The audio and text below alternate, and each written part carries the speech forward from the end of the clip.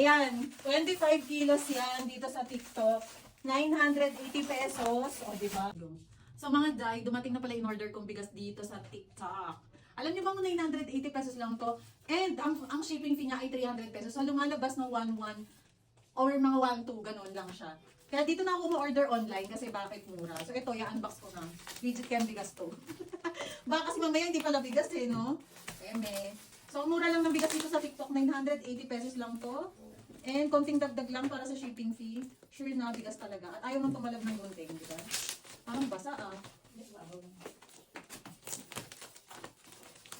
So ito siya mga nima ko. Ayan. Bibili. So ayan siya mga mi. Ito pala ay 25 kilos na. Ayan, 25 kilos yan dito sa TikTok. 980 pesos. 300 pesos ang kanyang shipping fee. So ito ay dinurado. So check natin kung masarap to pag galuto.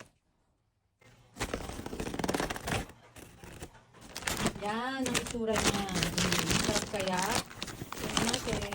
Maganda yung bigas. Ang dito sa TikTok. Sayang natin yan. Lalagay ko ang yellow basket nito if ever na order din kayo, ha?